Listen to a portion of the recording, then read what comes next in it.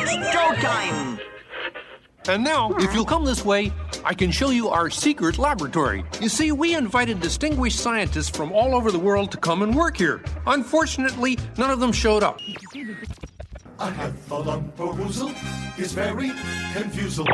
You are not the first to pass this way, nor shall you be the last. Gonzo? What? Oh, sorry, boss. Hi-ho, Kermit the Frog here, and welcome to WDW Radio, your information station. Hello, my friend, and welcome to the WDW Radio Show, your passport to the Disney parks, experiences, and more. I am your host, Lou Mangello, and this is show number 771. And together, as we have been since 2004, I want to not only help you have the best possible vacation experience when you come to the Disney parks, but I also want to bring you a little bit of that Disney magic wherever you are. Here in the podcast, my weekly live video every Wednesday night, blog, events, weekly newsletter, and more. You can join the community and conversation and find everything at WDWRadio.com. And this week, I invited you to join me on a journey through Disney history as we open up the latest edition of Disney A to Z, the official encyclopedia, with my very special guest, Stephen Vagnini. You'll learn about his fascinating journey from the parks to the heart of the Walt Disney Archives and the challenges of making sure the encyclopedia remains comprehensive and up to date, especially amidst the ever-evolving and ever-changing Disney company. He also shares some great stories about working with Dave Smith and inside the archives and Imagineering and events. And then stay tuned for our Disney Trivia Question of the Week, where you can win a Disney Prize package and updates at the end of the show. And if you like what you hear, please share the show and tell a friend. But for now, sit back, relax, and enjoy this week's episode of the WDW Radio Show.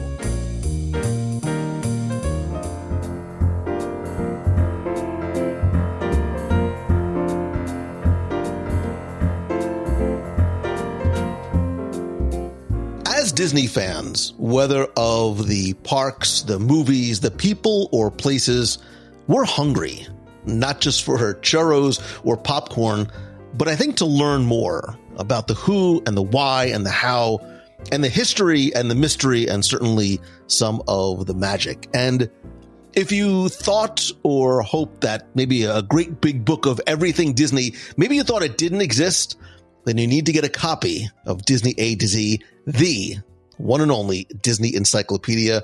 And this week, I'm joined by the man who not only helped write the book, but is now responsible for maintaining its legacy, its accuracy, and completeness. He is someone whose career really reflects that deep commitment, I think, to doing what this book does, which is preserving and celebrating the history and legacy of the Walt Disney Company.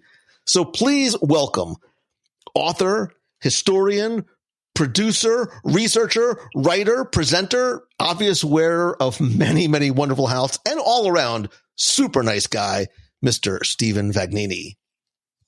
Lou, thank you so much for having me today. It's great to be here. It is good to see you, Stephen. I was thinking before today, I've known you for a really long time. We were chatting before we started recording about when that might have been.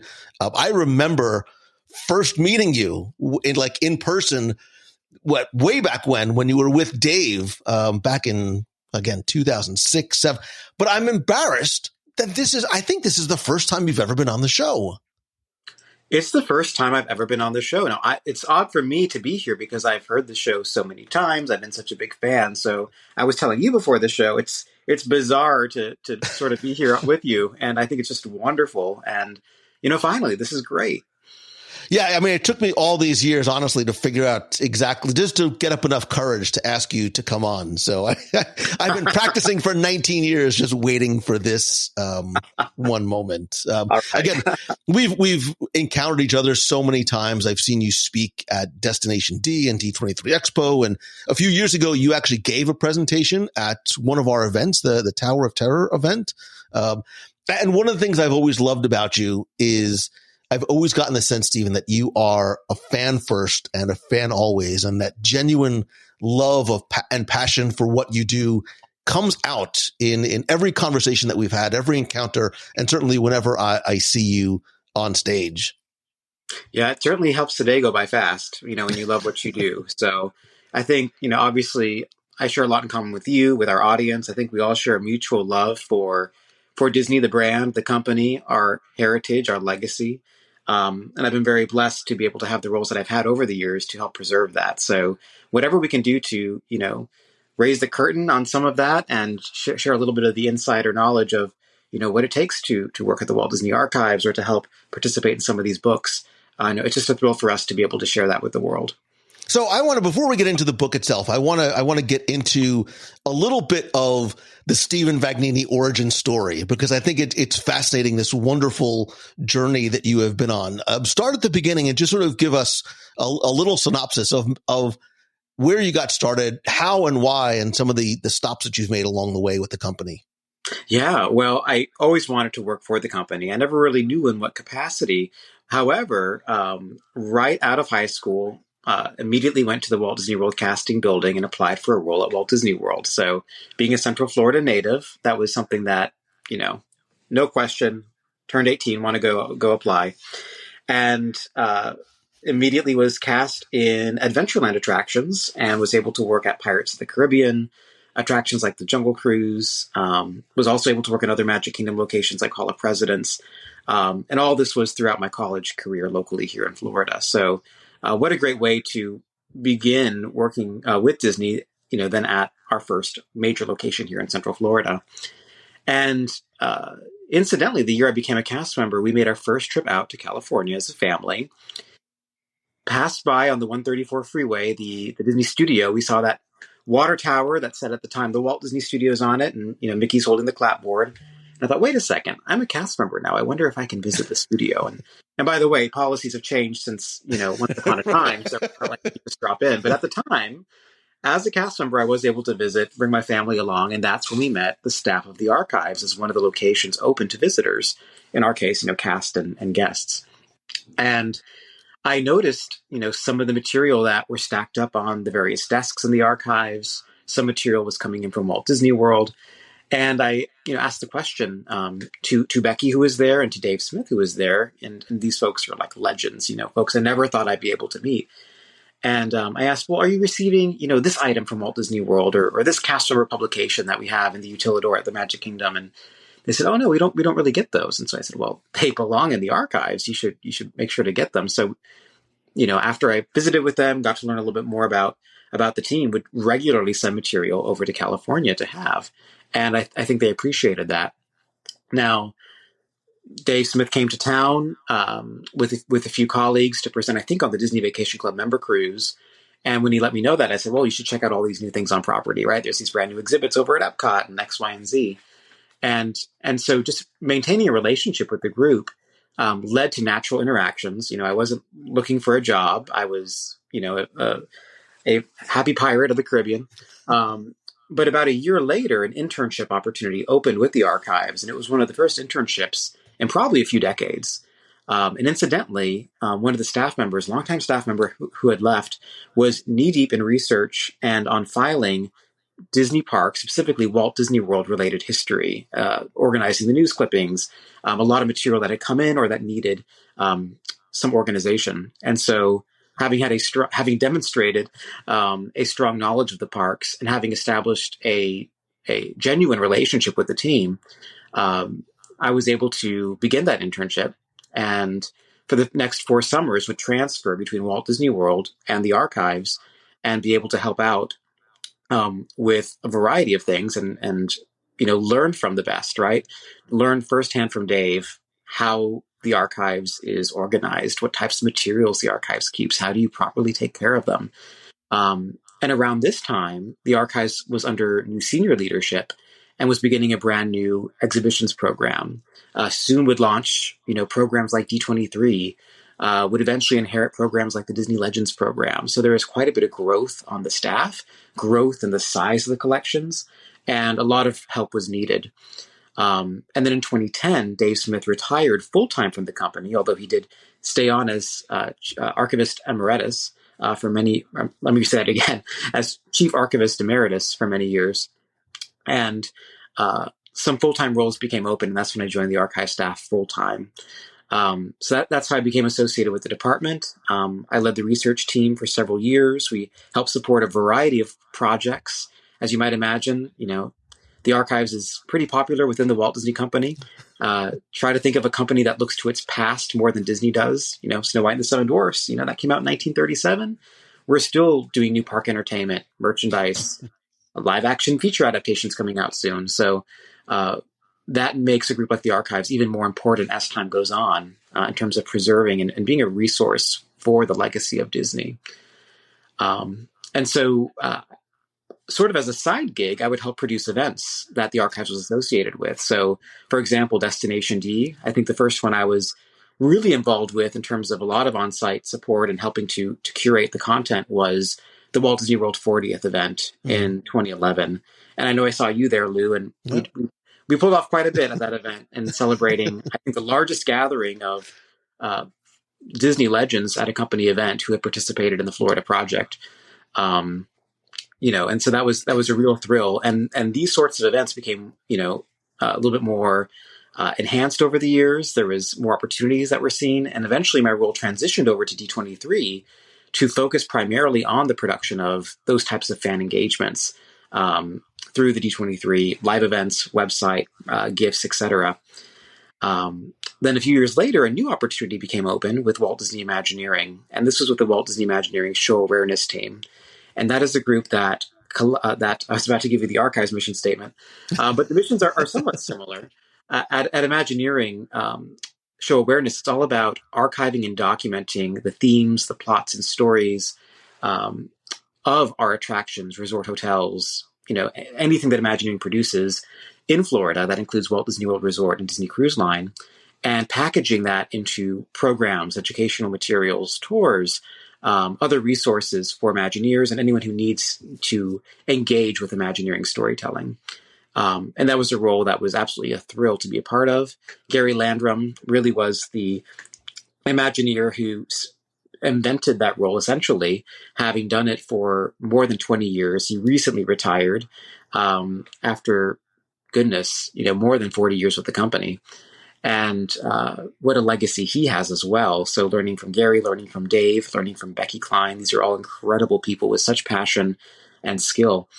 And more recently, as of last year, transferred back to the archives, but from Central Florida. So I'm still based here in Orlando, but to be able to support a variety of archives projects that includes things like Disney 100, the exhibition, which is our largest exhibition yet at 15,000 square feet, to supporting our research team, which I used to be a part of in Burbank, to a variety of new projects and efforts that are underway since the archive staff has evolved so much in terms of our scope of work. So we're excited to have a physical presence in Florida officially for the first time, alongside my colleague Kevin M. Kern, who's also a incredible Disney author, historian, presenter, all the things that you just shared about me, Lou. That is Kevin as well, and he's based here full time as our regional manager. So it's great to have a presence locally to be able to help facilitate so many of the needs that we have from a historical standpoint, where so many Walt Disney World and other folks from the company have a presence. So I think that sort of sums it up. So let me just get this straight, Stephen. You worked at Walt Disney World. You worked at the archives. You worked under Dave Smith. You worked for D23. You worked for Imagineering. My question to you is, when are you going to finally start to apply yourself and really, really make your parents proud? You've sort of touched the hallmark locations of the company, right? You've been able to sort of experience and learn from and contribute to the pillars of the company, right? And I say that with the utmost admiration and respect for what you've done and what, first of all, not only do you maybe have the most perfect career for a nerd like me, but I love the fact that it goes back to what I said earlier. It started from your love of Disney. You were curating things in Walt Disney World before you were sort of asked to do so. It was almost sort of the impression I got from it, because there was no sort of archives at Walt Disney World itself. You were sort of taking this on your own and created this relationship with the archives that led to this incredible journey. Well, I think it goes back to, when you think about passion and how valuable that is, in my case, it was realizing that, yes, there are things that should be preserved and let's just make it happen. So I guess that natural drive, led to a very natural organic relationship and then was really the launching point for my career personally. And I think that's something that I think anyone can take with them, that, when you apply, what drives you to what interests you, that's an unstoppable combination in many respects. So first of all, I'm very blessed for it. There's a bit of that, there's a bit of luck, and there's a bit of timing, right? Timing is so much of it when opportunities, meet needs and skills. So, I'm very blessed to have been part of those, I guess, three umbrellas of the company, if you will. And I think you're right. From a Disney fan perspective, they're appealing because they tie into so much of the product that we're all naturally drawn to. So I'm humbled to be sitting here with you, and I'm humbled to have had the experiences I've had. For those of you who can't actually get out to the archives, I think you should just open up your house I can only imagine now. I want to see what your garage and your, quote unquote, we don't have basements in Florida, but I want to see like the Stephen Vagnini archives and the things you've been collecting over the years. Well, I'll tell you this. We have a rule in the archives is we don't hire collectors, right? Because we're an archive department. That's a conflict of interest. So I am not a collector. But I it's all about, okay, what needs to be preserved properly. So that's one little thing I want to note.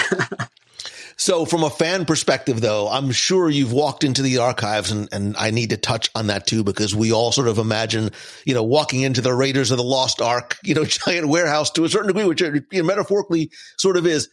Did you ever see something and be like, oh, this is the thing? Not that I ever would, but if I could, this is the thing I would love to sort of put on display in my home office. I would never display it in my home office, but what I would do is try to get it exhibited and touring the world for people to see, right? Because, sure, I could look at something across my office here, or millions of people could see it. And one of those is more exciting to me.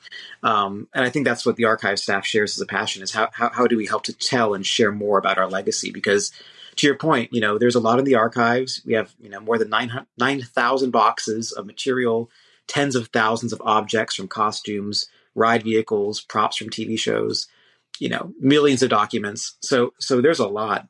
But I think, we're asked that question a lot. Do you have a favorite item in the archives? And for me, I think it tends to be the items that tie back to Walt Disney and Roy Disney, the men, right? The co-founders of the company. Because there's material that go back to, Walt's childhood, Walt's youth. There's Disney family material that goes back to the 1850s. So it's pretty cool stuff. But, for me, it's like, what are those items where you get a really big smile on your face when you encounter it? And for me, I have to go back to a moment when I was sitting in the back room where our offices are and at the Disney studio, where the archives is located. And one of the archives managers, Ed Ovalle, who's been with the department since 2006, I think, which is when I got involved with the archives as well. He came across something one day and it totally blew his mind. And he showed it to us, and we said, wow, where did you find this? And it was a brass badge that said Disneyland on it, and it had the number 1 on it. It was Walt Disney's number 1 name tag. Before they were name tags, they had your employee number, as they were called back then, right? So Walt was number 1. And these brass badges would be worn until the 60s, when they became actual name tags. But, famously, Walt showed this employee badge off on one of the Wonderful World of Color episodes, which was the Disneyland 10th anniversary show. He says, I'm, employee number 1. And we were all amazed by it. And Ed went to go show Dave, and Dave said, oh yeah, that, of course, that's been there for decades. But when you have 9,000 boxes, no one can see everything in the collection for, no matter how long you work in the archives. It's ever growing, and there's so much. So it's sort of those little moments of discoveries and anecdotes that for me kind of warm my heart of how they're discovered. And the great thing is, that badge is now on display as part of our Disney 100 exhibition. So the fact that, folks across the nation can get up close to it and see Walt's badge is really the fulfilling part. That goes back to those moments of rediscovery. As well, having worked on site on many of the deinstallation for our parks projects, Mickey's Toontown closed in 2010, I believe. We had Snow White's Scary Adventures a couple years later. These are ones where I was able to participate in the on-site salvage of items that we felt should be part of the archives collection. So, you have a special place in your heart for things that you see being saved and that you can help preserve for fans to be able to enjoy in the future. So those types of things really excite me, I think. So there's two things. There's so much I want to ask. I love the fact that your sincere answer was so generous, right? I don't want to take something for myself. I want to be able to show even more to more people. And I know that you've had a hand in doing that, sort of helping to sort of open up the velvet ropes and allow people to see more and experience more from the archives. And I also love that you talked about Dave Smith. I had a chance to meet Dave a number of times. I remember going on, I think it was an Adventures by Disney trip to the archives eons ago, one of the first group trips that we did. And we were in sort of that outer office, and Dave comes out and he's presenting to everybody, and he takes this little cage and he's showing this little cage with a bird inside, and just, not passing it around, but showing it around to everybody. And he's like, oh, this is it. This is the bird. This is the animatronic bird. And I'm like, my God, man, what are you doing? Like, put on gloves, put it like, this should be like, but it was just one of the things that he loved and appreciated and wanted to show people. And for us, seeing something like that was so iconic and such an important part of Disney history. And not that it was, but it almost seemed relatively pedestrian to him because he's seen and experienced so much. Yep.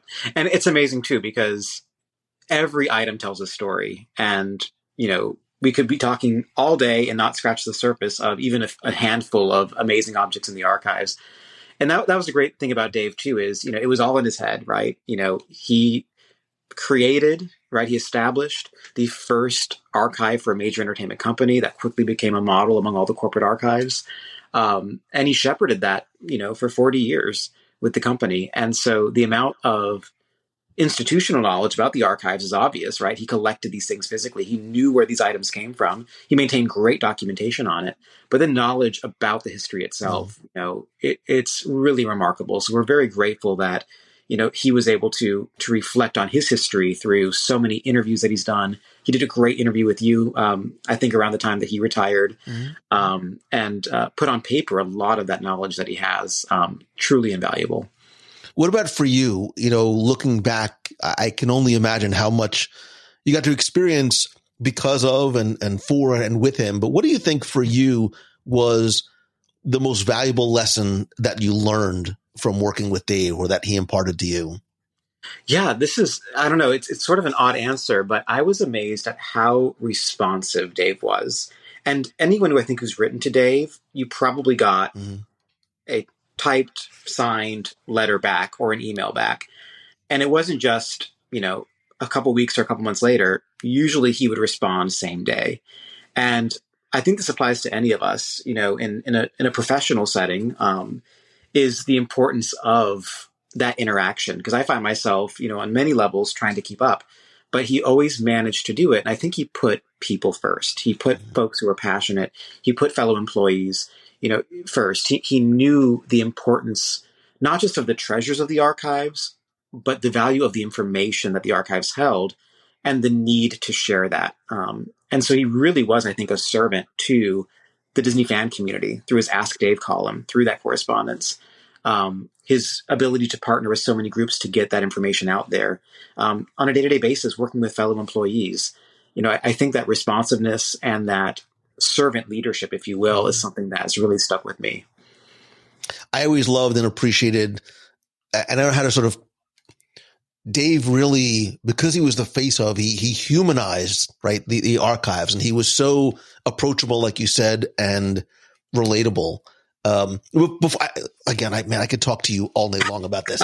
One thing I wanted to talk about too is, you went from the archives, again, you get to work at and for and with Imagineering, and only imagining the things that you got to see. But there, you were what's called a show awareness producer, correct? And part of your responsibility was not just collecting and curating items and memorabilia and ephemera, but you were curating the stories behind the parks and resorts and experience, which I think is so important. It's not just about the piece of paper or the item, but the stories behind it and the people behind it. Can you talk just a little bit about your experience there?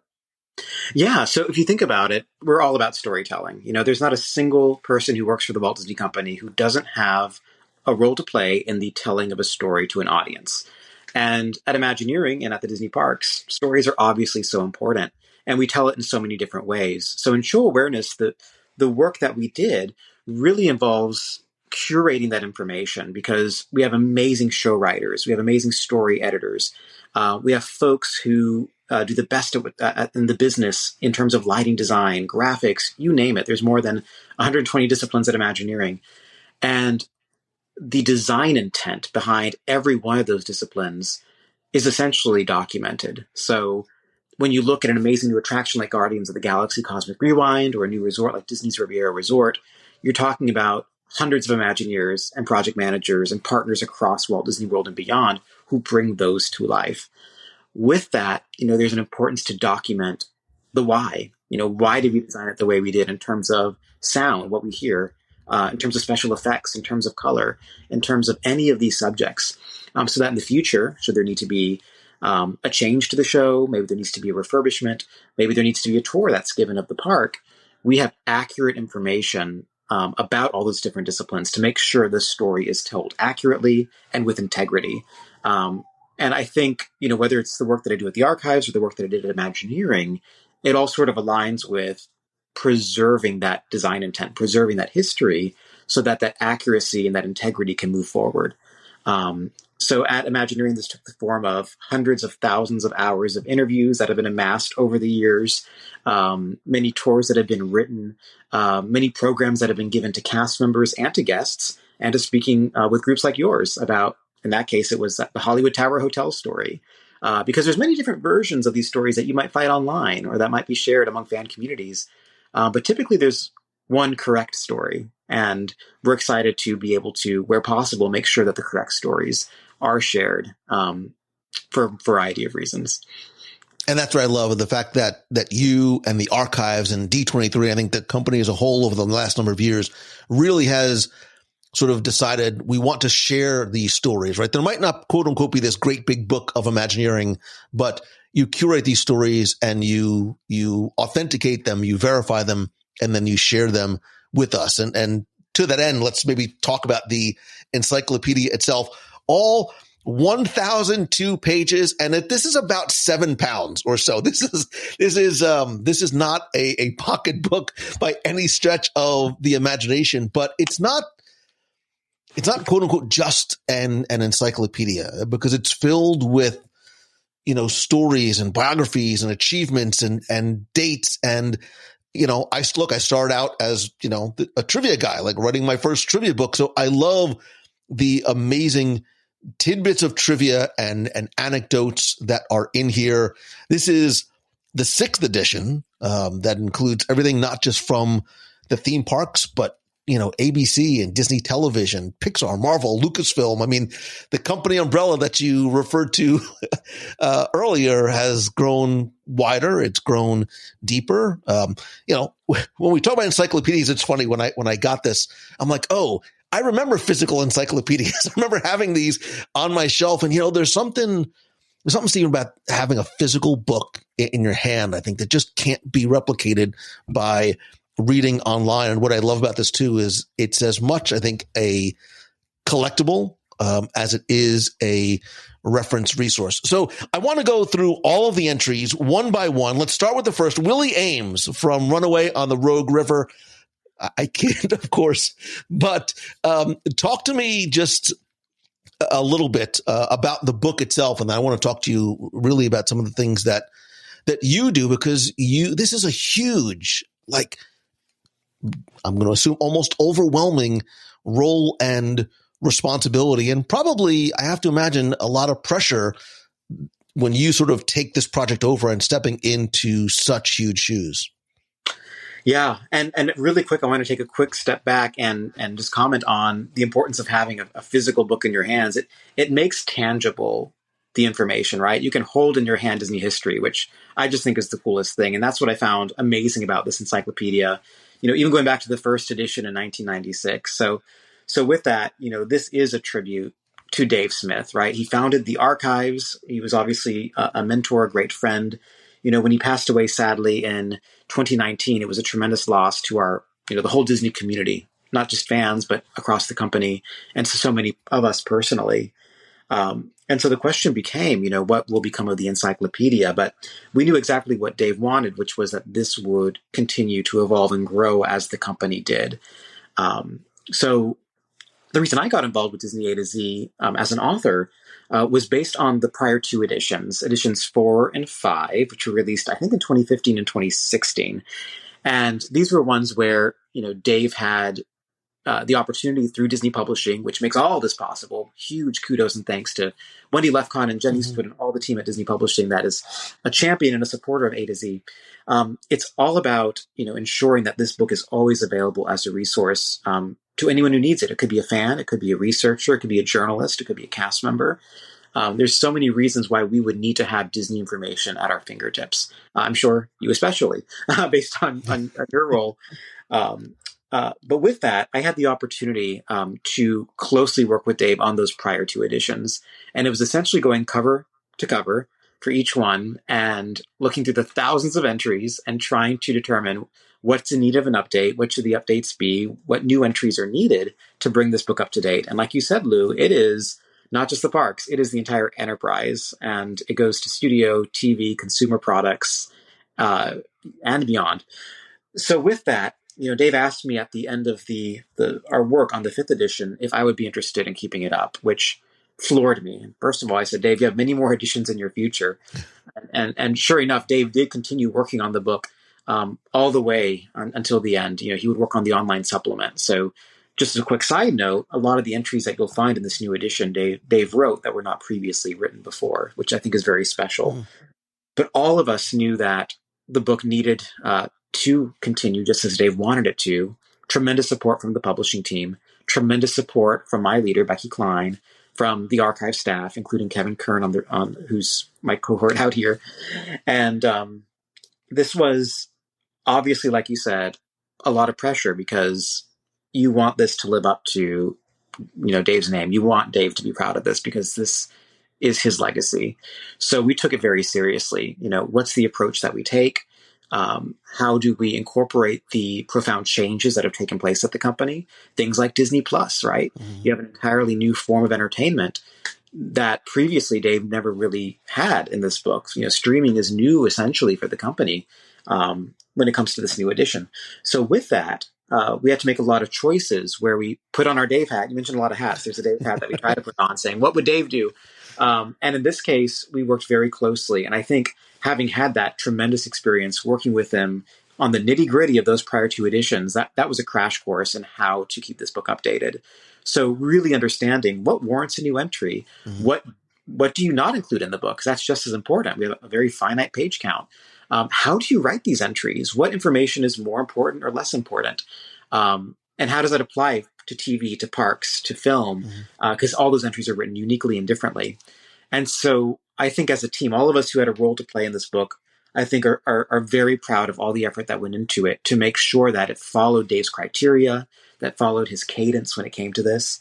I would often write entries for him for these other editions, and he would come back with his notes and his rewrites. And we applied all that thinking into it to make sure that Dave would be proud of it, that it would be something that he would want.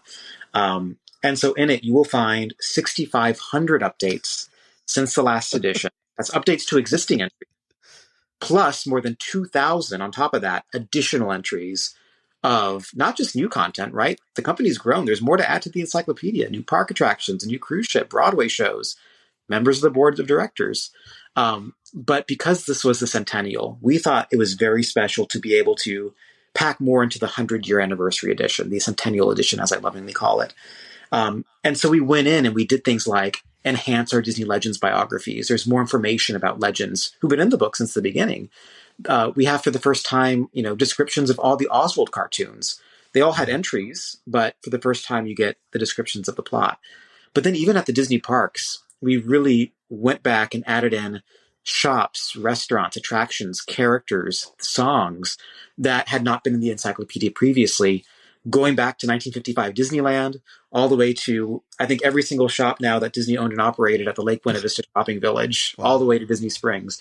That's part of the 2000 entry. So we went in and added more of what's new, obviously, but more information as well that taps into 100 years of content to really make this as complete of let me say it again, to really make this as complete of an update as possible. I'm sweating just thinking about the overwhelm of how do you, all the questions, the somewhat rhetorical questions that you asked are all the questions that I and we have. How do you make those decisions? How do you go about finding out? How do you make sure that it's complete and accurate? How do you decide what can't make it in? That somebody's invariably going to go, Stephen, how did you not include, such this obscure reference from, 1956? Because when I sort of think about the overwhelm, I'm trying to sort of, it's this ensuring that it's as complete as it can be, that it's not just accurate, but the other thing too, sort of forgetting about including what content, right? Deciding what you have a finite number of words and pages to include. But I love the fact that the book is detailed, it's complete, it's thorough, but it's very accessible, right? How do you sort of go about ensuring that the information is accurate? It's as complete as it can be, but you also make it very engaging for a very wide spectrum of an audience that's going to be reading the book as well. That is a great question. And, that's what Dave was able to achieve with these prior 5 editions. And that's what we're modeling off of. So in terms of accuracy, the great thing about this book is all the information is sourced from verified company sources or company personnel. So we go to original source material to find it, which is why we always recommend going to a resource like A to Z when anyone's looking up a fact. We know it comes from the company or from the folks who worked for the company. And if you go to the back, there's a whole acknowledgments page, which thanks the hundreds and hundreds of people who we had to reach out to verify information or to complete much of the information that needed to be updated. But it is about distilling that into fewer words, right? We're not going to tell the entire plot descriptions for all the films because we have entries for all the films and all the shorts and all the TV shows that are from, say, ABC Signature or Disney Channel, for instance. But it is looking at sort of what is that basic information that we think someone would want to have at their fingertips. It's going to be a plot description. It's going to be a running time. It's going to be the major actors and the characters they played. But in addition to that, you want to include as many fun facts as you can, because perhaps someone wants to come up with a list of, say, trivia questions. Maybe there's someone here who writes Disney trivia books and enjoys doing that. Well, we want to include as much accurate fun information as well sprinkled in. So wherever we can, we like to add in those little tidbits. And what I love is there's so much Dave in this book when it comes to that. And what I mean by that is whenever, I had a chance to visit the parks with Dave or chat about Disney history, which for many years was every day working at the archives, he would make these little asides about his favorite attraction or an architectural error that he noticed at the park or that an Imagineer might have told him once. And these sort of greatest hits are all in the book, right? He has a little note under America Sings, which many of you will know was a favorite attraction at Disneyland and Tomorrowland. That was one of Dave's favorites. And in it, Dave writes, America Sings was fondly remembered by many guests. Well, what he means by that is, I loved America Sings, right? That's sort of his way to be a great show, or was a great show. And you want to keep as much of Dave in this as you can, but for the most part, it is the raw facts, and that's really what this is intended to be: is the raw information. We don't want to make it fancy. We want to make it accessible, and that way anyone can have at their fingertips as much Disney knowledge as we can pack in it. Again, I can't help, and I have to imagine that I am not alone, where, you wake up one day and you walk into the Raiders of the Lost Ark room in the archives, and you either fire up the Dewey Decimal System where you go, listen, show me everything you have on the Black Hole, the Safari Club arcade, and Willie Ames.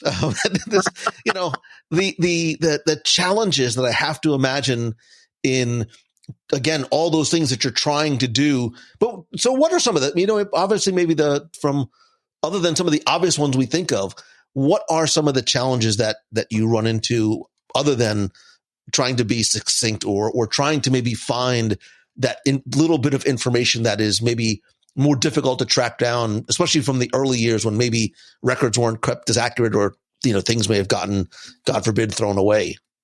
Yeah, those most recent examples are ones that are obvious challenges, and thankfully Dave has covered the early history in this book quite well, going back to 1996.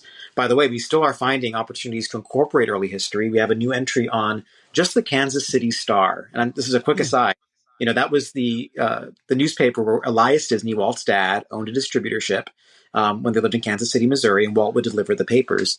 Well, there's some incredible information that came to light about Disney's association with the Kansas City Star. And we thought, that's such a great fact. Let's put in that entry in the book. So again, this isn't just what's new. We're putting in what's old as well. That's new, right? For many of us. So yes, there are challenges that come with tapping into that. But, thankfully, there are many resources that Dave created that Becky and the team have been able to keep up and grow and enhance that offer insight into those early years. Obviously, picking up the phone for many of those story creators or longtime Disney legends who can help answer questions for us.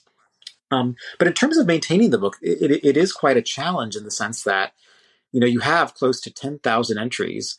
And once you write an entry, the entry isn't sealed. That entry could easily be outdated with the next edition.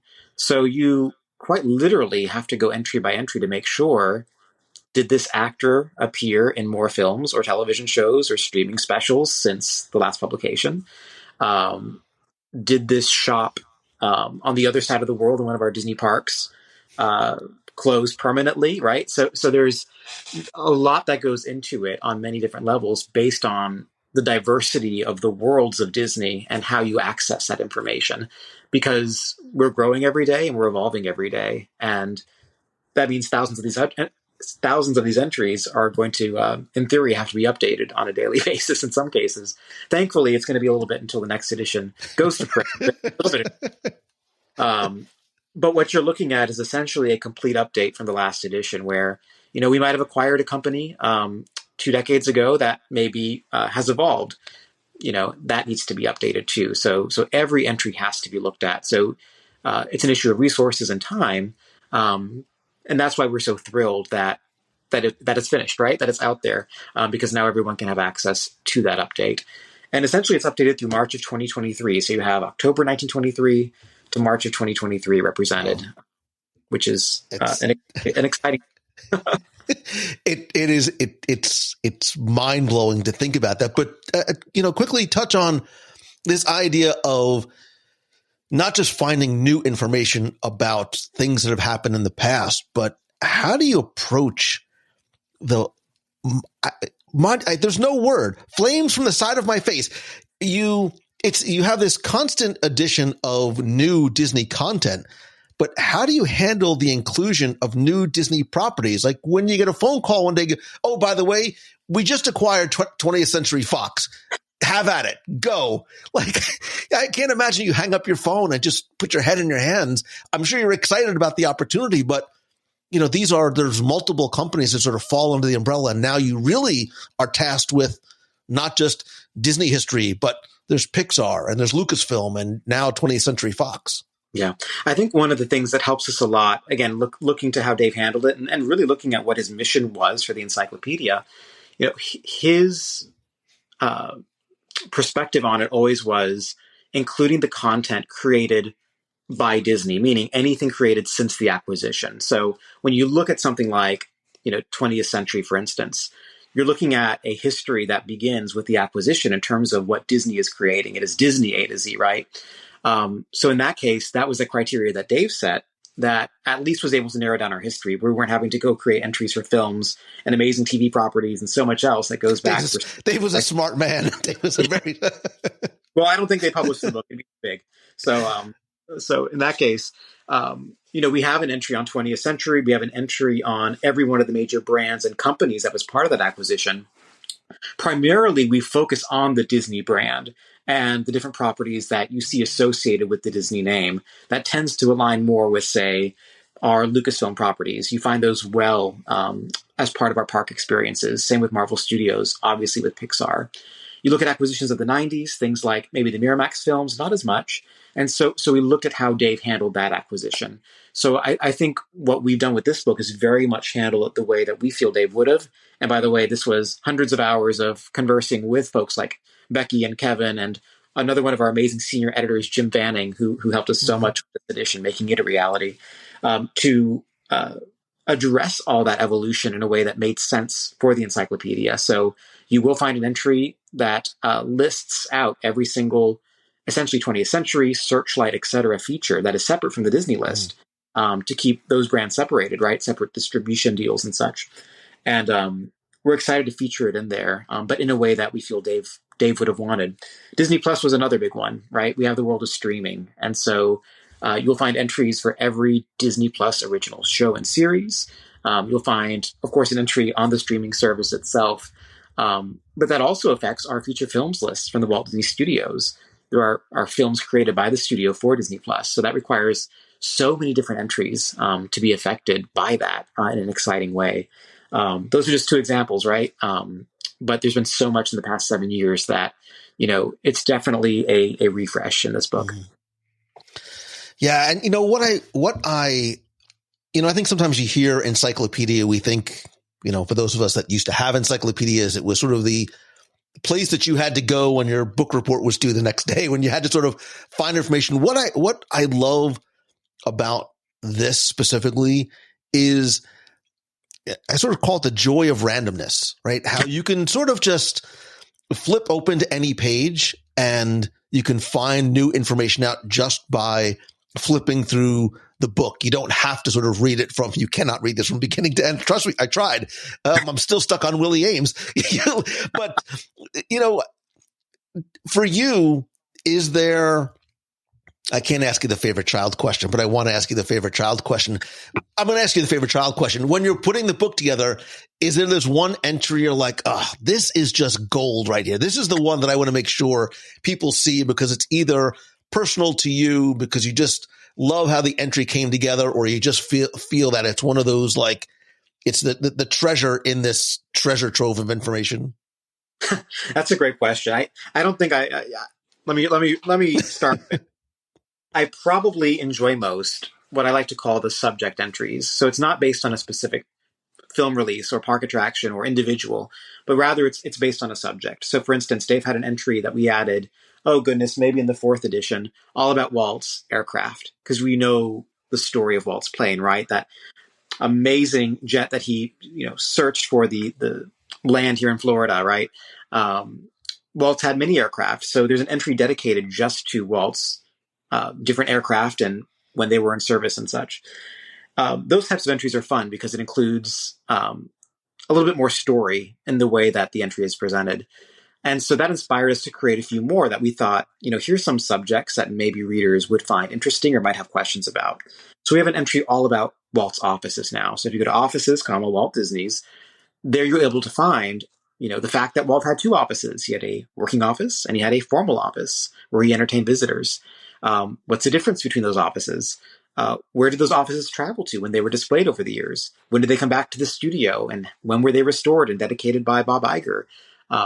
And so entries like that, I think, are helpful because it gives you a quick snapshot over an extended period of time of a continuous story. So you'll find several of those now added where we felt it made sense. So that's just one example. Another great opportunity is to honor many of the individuals who have made a significant impact on the company. So we feature entries on all the Disney Legends, right? The names that have officially been designated and given the Disney Legends Awards honor. But also many other longtime artists, animators, Imagineers, executives, and leaders who have made a significant impact on the company as well. So you'll find more entries on many of those key personnel who tend to have a very public presence so that, a general reader who wants to learn more about, say, Kevin Rafferty, who's an incredible longtime Imagineer who recently retired. Mark Henn just retired this year, as you might have seen.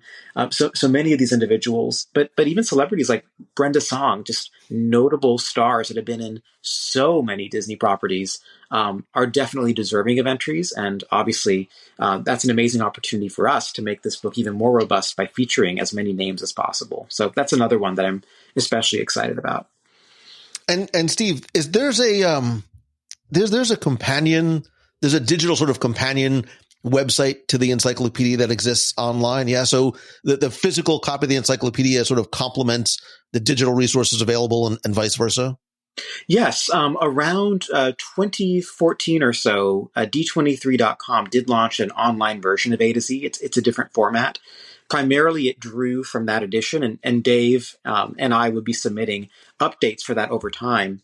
As we look to the Centennial Edition, currently, the only place you can find all this information is in physical form. So yes, online, we will be updating it. You'll be seeing it available online at some point. But if you want the most up-to-date information, if you want all the new entries, the only place to go at this moment in time is by picking up your physical copy, which I think is exciting. I think, having it at your fingertips, like I said earlier, is pretty cool. But definitely stay tuned. We'll eventually have those updates online as well.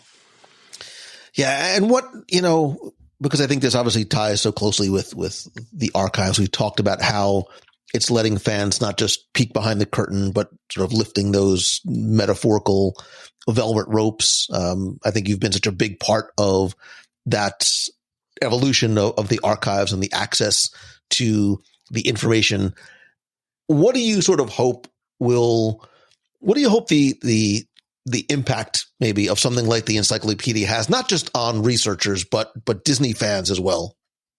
Yeah, well, in many respects, I could probably just look back to my excitement looking at this book for the first time as I was growing up, right? And to be able to open my mind to whole new worlds of Disney in this case. There are parts of the company I never knew existed that simply by flipping through this book, reading a random entry, reading a random fact, it totally sent me down a rabbit hole on you name the subject, right? There's so many. So my hope is that anyone looking at this, first of all, finds this book to be a good resource to them, that it helps them as readers, as fans, as researchers, and whatever it is they need the information for.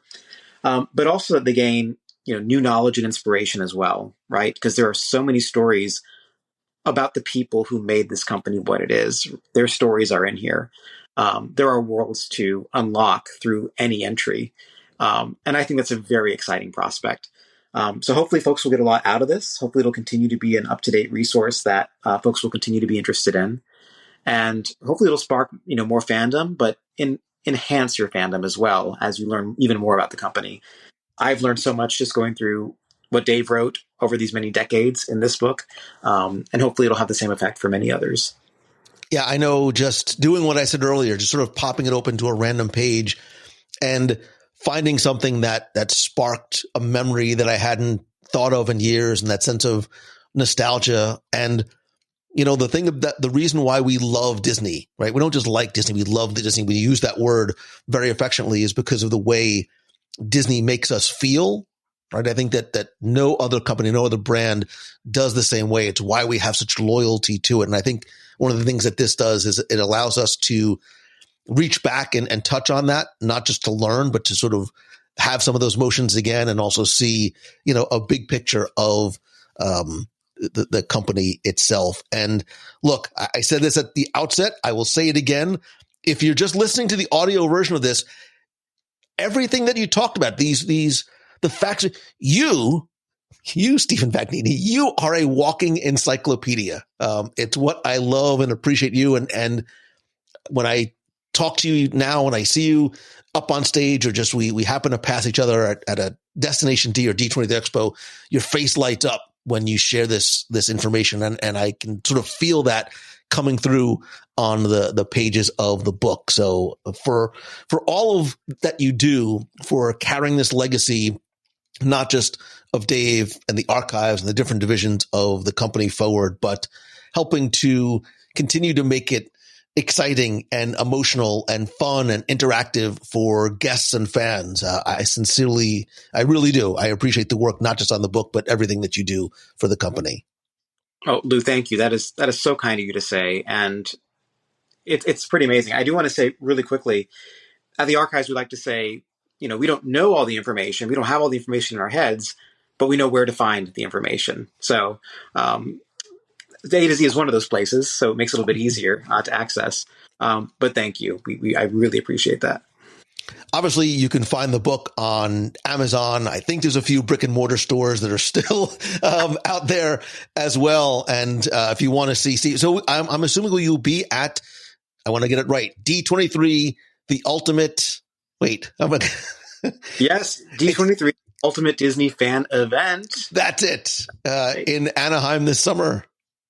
Absolutely. So that's coming up pretty soon. The Archives is excited to play a role, as always.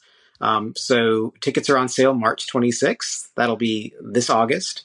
We're looking August 9th, 10th, and 11th in Anaheim. More information at ultimatefanevent.d23.com. So I will see you there, hopefully. Absolutely. We will be there. We'll have a booth again this year. I'm certainly going to link to where you can find the book, certainly to the Archives and D23 and again, all the other sort of divisions of the company that you can follow along on social or by visiting their website. And Stephen Vagnini, I cannot tell you how much I appreciate your time today, your friendship, your support, and everything that you've done, not just for me personally, but, for all of us Disney fans, and what you do to preserve and share the legacy of Walt and the company.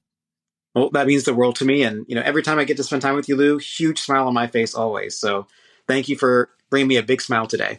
Thank you. All right. One last question. Going back to the is there one holy grail of the Archives that you think is sort of missing, that one piece that you like, that empty spot on a shelf that you wish you can find and fill, just from a personal perspective? Oh, that's a great question. Many of these things are probably things that are no longer with us, right? Or in somebody's attic, like somebody's grandma has it up in the attic and they just don't know that it's there. That's such a great question. Dave has always been searching, or always searched for a couple merchandise pieces that would complete the watch collection or complete the Fantasia collection. In this case, I would say probably some of the early Disneyland or Walt Disney World materials that we love, whether it's say something from the Kitchen Cabaret, right? I think we're Kitchen Cabaret in this room. So for those of you who don't know what that is, apologies. But I think the things that kind of resonate with your childhood probably are pretty great. But we're still on the we're still on the search rather for a specific watch and a specific Fantasia piece. So if we can check that off for Dave, that'll make me happy. I'm sure. Go into your garages, open up those buckets, and find. I just did it a few weeks. I was cleaning out my garage, and I opened up something from my child. And I kid you not, there's a little pocket watch. You'd probably know the year, 73, 74. And my hand to God, it's still ticking. And I haven't touched it in decades. So that's my little bit. That's my contribution to my own personal archive. So Stephen Vagnini, thank you again. Thank you, Lou. It's been so great. Appreciate it.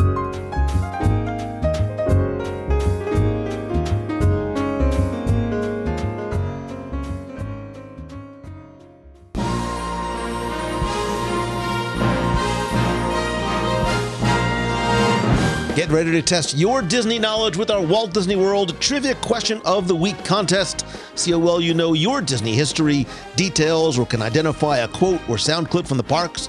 If you get the answer right, you'll be entered to win a Disney prize package. And this week's trivia contest is brought to you by you. Because as part of the WDW Radio Nation, you can become an important part of every episode, live show, and community. And for as little as $1 per month, not only do you help support the show, but you also unlock exclusive rewards like monthly scavenger hunts, group crawls, there's our private community access, and monthly surprise packages from the parks.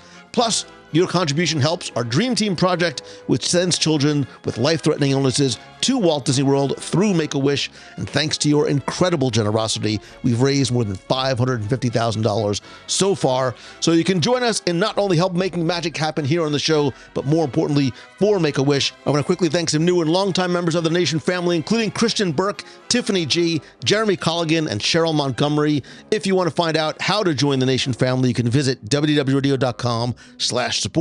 Now, before we get to this week's question, let's go back, review last week's, and select our winner. So this past weekend was the Princess Half Marathon weekend in Walt Disney World. Congratulations to anyone and everyone who laced up their sneakers, walked, ran, walked, jogged, pushed, volunteered, cheered, participated in any way, either at the race or even cheered from at home. I was out there cheering with so many other members of our running team on Saturday and Sunday for the 10K and the half. And by the way, if you want to find out how you can be part of our WDW Radio running team, we have more than 600 members from around the world. We participate in all the events in Walt Disney World, Disneyland, Disney Cruise Line, and even events at home. Visit WDWRun.com. And don't worry, you don't have to be a runner or athlete. You can come out and cheer and just support the team and be part of all these amazing fun weekends. Anyway, your question last week was about the Princess Half Marathon, because this event actually started back in 2009, but replaced another Run Disney themed race. Your question simply was to tell me, what race did the Princess Half Marathon weekend replace in Walt Disney World back in 2009? Thanks to so many of you who entered, got this one correct. Some of you shared memories and photos from Princess Weekend or the original event, because from May 5th through the 7th, 2006, the original Disney Mini Marathon weekend was held. Although none of the races were actually marathons, there was a Women Run the World 15K, the Go Red for Women 5K, and a 1-mile race that ran through downtown Disney. This race weekend ended in 2008 and was replaced by Princess in 2009. Anyway, I took all the correct entries, randomly selected one, and last week you were playing for the prize package that includes a WDW Radio 3D keychain, some stickers, a pin, and a mystery prize. And last week's winner, randomly selected, is Rachel Murphy. So Rachel, congratulations. I'll get your prize package out to you right away. But if you played last week and didn't win, that's okay, because here's your next chance to enter in this week's Walt Disney World Trivia Challenge. So the Epcot International Flower and Garden Festival, arguably, possibly, probably my favorite of all the Epcot festivals, starts this week in Epcot. Be sure to tune in on Wednesday night's live show, 7:30 p.m. Eastern. This week at youtube.com/WDW Radio. Come be part of the YouTube experiment that's going on right now. Anyway, as I was getting my stretchy pants ready and thinking back to Epcot Center of old and some of the changes that have happened and continue to happen to that central plaza and area and the dining and the shopping, including the beautiful new Creation Shop. And before it was this massive store with floor-to-ceiling windows, it was Mouse Gear. But what was the name of the original shop that was in this location? What was the name of the original shop that Mouse Gear replaced and now is the location of the Creation Shop in Epcot Center? You have until Sunday, March 3rd at 11:59 p.m. Eastern to go to WDWRadio.com, click on this week's podcast, use the form there. And again, this week, you're going to play for the keychain, the stickers, the pin, and a mystery prize, possibly from this year's Epcot Flower and Garden Festival. So good luck and have fun.